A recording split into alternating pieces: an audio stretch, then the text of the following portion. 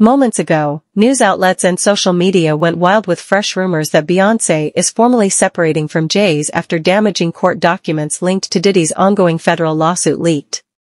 Now, Jaguar Wright is a well-known whistleblower. She has predicted many of the crimes Diddy is charged with today. Now, as of recent, she had an interview with Piers Morgan, and she did say that Jay-Z and Beyoncé were implicated with Diddy. Now, let me know your opinion on the things she's sharing about Jay-Z and Beyoncé. I have 3 victims right now who are willing to give testimony about not only what Mr. Carter has done to them, but his wife as well. She's referring to Jay-Z, Sean Carter. They're a nasty little couple. They do nasty things. What do you think happened with Kim? Keeping people against their will, putting people on planes while they're unconscious, just like Aaliyah got on that plane unconscious. There's a lot of things that people don't want to talk about. So essentially what she's trying to say is that Jay-Z and Beyoncé are doing or have done similar things that Diddy is being accused of. What do you guys think about this? You think it's true? You think she's full of it? Let me know down below. There's just been a shocking revelation from federal authorities regarding a highly private and scandalous video involving none other than Jay-Z and Beyoncé, reportedly taken during a wild party hosted by Diddy.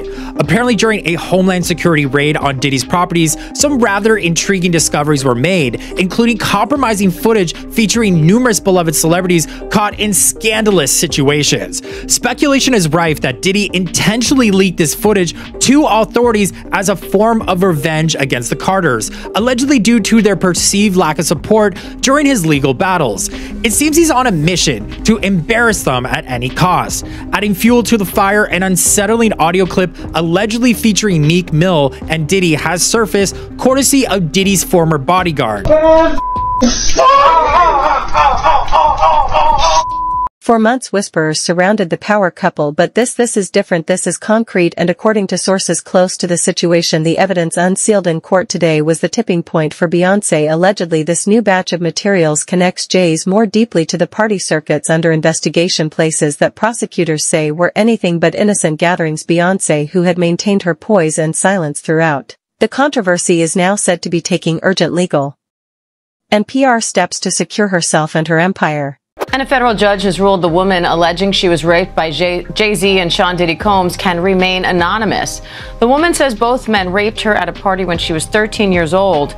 Jay-Z's legal team had fought to get the case dismissed, arguing his accuser should have to reveal her name, but the judge disagreed. ABC's Morgan Norwood has the latest. A legal victory for the woman who is suing Jay-Z for allegedly raping her when she was 13. A federal judge ruling the woman can proceed with the case while remaining anonymous, at least for now. But the judge also chastising the lawyers representing Jay-Z, accusing them of trying to fast-track the judicial process by repeatedly filing motions to reveal the identity of the Jane Doe to have the case dismissed. The judge writing in a 5-page brief that the Carters' lawyers' relentless filing of combative motions containing inflammatory language and ad hominem attacks is inappropriate, a waste of judicial resources, and a tactic unlikely to benefit his client. The court will not fast-track the judicial process merely because the counsel demands it. This latest legal twist coming after the recently filed civil lawsuit by Jane Doe, claiming that Jay-Z, whose real name is Sean Carter, and P. Diddy, drugged and raped a 13-year-old girl at an after-party after the MTV Music Awards in 2000, while an unnamed celebrity watched. Jay-Z has vehemently denied all the allegations, putting out this statement 2 weeks ago, writing in part, "This is a blackmail attempt." The multi-platinum artist, who was 30 at the time, now a business mogul with decades of hits to his name, with songs like Run This Town. We are, yeah, I said it, we are. This is Rock Nation, pledge your allegiance. His attorneys have denied everything about Jane Doe's account and pointed to some alleged inconsistencies in her story. It's not just that this story is a lie and that it's not true. It's provably, demonstrably false. This never happened. The judge writing that while Jane Doe can remain anonymous for now, she may be required to reveal her identity at a later date to allow Jay-Z's lawyers to collect facts necessary to prepare for trial. Oftentimes, when someone is accused of a crime like this, the accuser doesn't want to be named, and if they are forced to be named, we have seen certain people decide to drop the lawsuit altogether. Morgan Norwood, thank you. And Tony Busby, the lawyer representing Jay-Z and Diddy's accusers, says in a statement to ABC News, quote, "I will say that the coordinated and desperate efforts to attack me as counsel for alleged victims are falling flat. We won't be bullied or intimidated." And we did reach out to Jay-Z and his team, but did not get a response. Sure, Hayrace, a rewritten version with a sharper, more journalistic tone while keeping the dramatic impact. According to insiders, these gatherings weren't just star-studded parties, they were carefully orchestrated environments allegedly involving coercion, surveillance, and exploitation. Prosecutors claim that attendees, some unaware, others complicit, were recorded without their consent and that compromising footage exists featuring several high-profile individuals. Jay-Z's name surfaces repeatedly in connection with these events on guest lists and security logs, and even in sworn testimony from bodyguards. Now in open court, allegations suggest he wasn't merely a bystander. What's at stake isn't just his reputation, but his legacy, his business empire, and potentially his freedom. Other names including Meek Mill, Usher, and Jennifer Lopez have begun to emerge as well, but it's the link between Diddy and Jay-Z that has captured public fascination. If the accusations prove true, and if Jay-Z was indeed a regular fixture in that world, it could fundamentally alter the image many have held of him for decades. Meanwhile, Beyoncé's silence has become a statement of its own as headlines exploded and social media speculation ran wild. She offered no interviews, no statements, not even a cryptic Instagram caption. For months she maintained an almost regal stillness, unshaken, unbothered, unreadable. To some it was the ultimate show of strength, to others a quiet form of complicity wanted in a different style. More dramatic, poetic, or toned down. So this just in, Diddy allegedly has evidence of Jay-Z unaliving his mistress, Kathy White, and the reason Diddy isn't in jail yet is because he's cooperating with authorities to take Jay down with him. Kathy White was Jay-Z's side piece. Kathy was an up-and-coming industry publicist, fitness, and beauty expert when she mysteriously died at 28. Jay-Z was seeing her on the down low and got her pregnant. So according to a journalist, Kathy was going to tell the tabloids everything for the right price, but Jay found out and got her murked. Diddy is allegedly set to release the details of how Jay-Z unalived his mistress. Jaguar Wright hints that both the Carters might be responsible, but one of them is more responsible than the other, and she wonders if it's possible Beyoncé's temper is a little worse than most people think, and Jay had to clean it all up for her. However, sources close to her camp have now verified what many insiders had long suspected, that her quiet wasn't ignorance but rather calculation, protection, and a covert strategy. Being anything but passive, Beyoncé had been subtly getting ready for the fallout long before the Diddy investigations became widely publicized. As early as January 2024, legal insiders claims that her staff had been reassessing her brand partnerships, consulting crisis managers, and performing internal audits.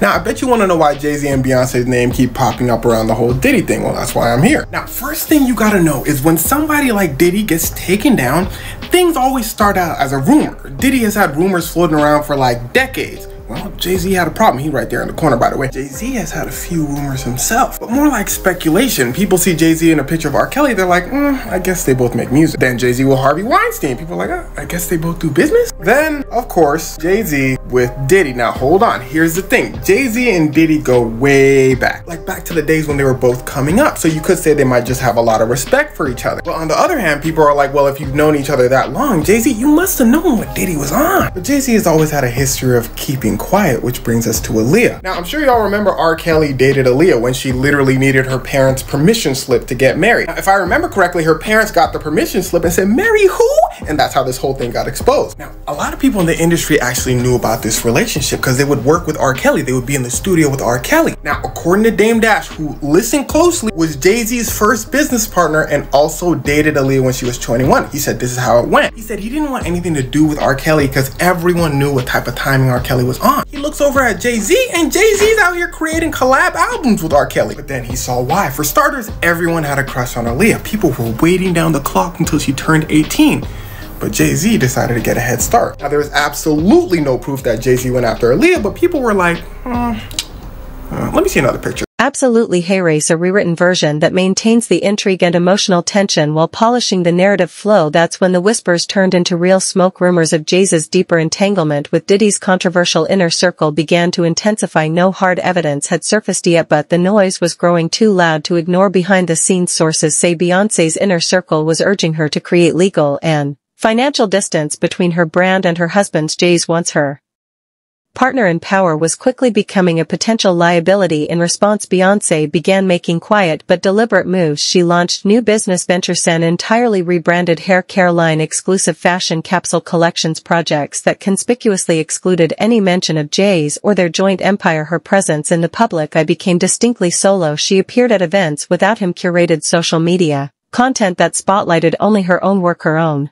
legacy. Every detail felt intentional, as if carefully choreographed to make a point. Beyoncé was moving on her own terms now. Even her aesthetic began to shift. Longtime fans noticed the change, the wardrobe choices, the mood of her posts, the symbolism embedded in her performances. There was less warmth, more power, less partnership, more control. She never addressed it publicly. She didn't need to. For those paying attention, the message was crystal clear. She was drawing a line in the sand. Wanted even more dramatic or stripped down? Let me know the tone you're aiming for. Jay-Z. His Rock Nation is geared up to produce the most watched live performance of the year, the Super Bowl halftime show. And of course, he was there to cheer on his wife, who took home the coveted award of Album of the Year at this year's Grammys. So in light of all of that, he's also making a surprising move in his ongoing back and forth with Tony Busby. Now at this point, we all know who the Texas-based attorney is. You know, the same one who said that he had more than 100 accusers ready to file lawsuits against Diddy. After vetting, we now represent 120 individuals who intend to bring civil claims in civil court against Sean Diddy Combs, as well as claims against many other individuals and entities that we will name as defendants as we file these individual cases. And of course, we know later that Jane Doe, who is being represented by the Texas attorney, filed a suit a couple weeks after this press conference accusing Diddy of raping her when she was just 13 years old. Then amended that complaint weeks later, adding Jay-Z, Sean Carter's name to that child rape lawsuit alongside Diddy. The public was left with nothing but conjecture until the court leaks occurred. The damning evidence surfaced in Diddy's case. Jay's name was officially linked to video footage, witness testimony, and internal security logs, and Beyoncé's carefully measured silence became a complete 180-degree turnabout. According to several industry sources, Beyoncé is currently in full-fledged damage control mode with her legal team, which is led by some of the most astute entertainment attorneys in the BU. Every financial link between her and Jay's is being examined, and every collaborative endeavor is being closely examined for possible publicity. It made me want to expose you for the fraud you are in a very public fashion. So no, I will not give you one red penny. Now that statement went on to call Tony Busby a deplorable human, a man with no valor, and an ambulance chaser in a cheap suit. Now while Diddy sits in a jail cell awaiting trial, by the way, pleaded not guilty to those charges, denies all the accusations made in the various lawsuits. Absolutely Hayrace, a refined version with a sharp, compelling tone that reads like a feature in a high-level magazine or investigative piece while keeping all the dramatic weight and narrative flow. Beyoncé's PR machine has gone into overdrive. Her team is working around the clock to shield the brand. She's spent decades cultivating a brand rooted in power, independence, and female empowerment. It's a brand that cannot afford to be pulled into the growing chaos now engulfing her husband behind the scenes. Global partners are being contacted, confidential meetings are being held, crisis communications memos are quietly circulating, and at the center of it all, Beyoncé is watching and executing with precision, calm, deliberate, unsentimental, because this isn't just about image anymore, this is about survival. Sources say Beyoncé was blindsided when she grasped the full extent of what Jay's is allegedly connected to. Shocked, devastated, but she didn't spiral, she strategized, she didn't react, she recalibrated. This is a woman who has spent over 20 years constructing an image that borders on the mythic. She's not about to let it all unravel because of someone else's choices, not even his. The queen isn't going down with anyone, not even the king. For over a decade, Beyoncé and Jay's weren't just a couple, they were the couple, an empire, a movement. Together they redefined the modern standard of black excellence, where hip-hop met haute couture, business met activism, and music met global influence. They weren't just cultural icons, they were corporate titans. But beneath the surface, beyond the Grammys, the Met Gala appearances, and the carefully crafted image, cracks had already begun to show. Insiders say the Carter facade has been quietly splintering for years, long before the public caught wind, and now as Diddy's legal world collapses and implicates a wider network, those Once hidden fissures are becoming impossible to ignore according to sources inside both Roc Nation and Parkwood Entertainment. Tension between the two camps professionally and personally has simmered behind closed doors despite their public image of unity. Those close to the operation say Beyoncé and Jay-Z have functioned less like soulmates and more like co-CEOs for some time. The empire may have been built together, but it seems Beyoncé is making sure it doesn't fall together. Want to keep going with the next part of this saga or need a version tailored to a different format, script, blog, monologue, etc. Jay-Z and Tony Busby have been going back and forth with lots of motions filed, complaints filed, and accusations flying on both ends. The Jane Doe alleging she was raped by Diddy and Jay-Z went on NBC, where they pointed out consistencies in her account of what happened, including that her father picked her up after the alleged rape. Her father later told NBC he didn't recall that. She claimed she spoke to a celebrity there, but that celeb wasn't even in New York at that time. And photos showed Diddy and Jay-Z at different locations than the Jane Doe described. Now, that interview happened in mid-December. By the end of that month, Jay-Z sued Busby for defamation and extortion. Jay-Z's legal team has also been pushing for the Jane Doe to not hide under anonymity. And of course, Jay-Z's lawyers have been trying to get his name off that child rape lawsuit or just have it dismissed altogether. Now, a judge ruled that she can proceed anonymously for now, but scolded Jay-Z's attorneys for their combative motions and inflammatory language used against Tony Busby. Then in January, a legal petition was filed by a Texas man who is represented by Tony Busby, who also accused Jay-Z's lawyers of bribing people to sue Busby and his law firm. So a lot's happened. Now, in a surprising move, Jay-Z's lawyer Alex Spiro is seemingly softening up on Busby. In a letter to Judge Annalisa Torres, the same one who previously scolded him, Spiro wrote, quote, "Dear Judge Torres, we write on behalf of defendant Sean Carter to respectfully request that Mr. Carter's motion for sanctions pursuant to Federal Rule of Civil Procedure 11 be withdrawn at this time without prejudice." Absolutely. Hey, race, a refined and compelling rewrite maintaining the high-stakes energy and clarity of the narrative. Their sprawling empire, which spans Tidal, Ivy Park, Roc Nation Sports, Parkwood Entertainment, and a web of joint investments, has become increasingly complex. Now it's reportedly undergoing a quiet but thorough internal audit. Each entity is being scrutinized for exposure, liability, and long-term risk. Tidal, once Jay-Z's revolutionary foray into music streaming, has struggled to hold ground against industry giants like Spotify and Apple Music. Ivy Park, Beyoncé's fashion-forward athleisure brand, recently ended its high-profile partnership with Adidas after disappointing returns, a split that happened quietly but signaled deeper turbulence. Then there's Roc Nation, now under a microscope due to Jay-Z's alleged ties to individuals and events central to the widening Diddy scandal. What was once a symbol of cultural dominance is now being mentioned in the same breath as federal investigations inside boardrooms and legal departments. The whispers are getting louder. What happens if one brand becomes a liability to the rest? How do you protect a legacy when the foundation is starting to crack? And the question looming over it all, can Beyoncé, who has spent the last decade carefully building an empire defined by independence, control, and unshakable strength, continue to thrive while tethered to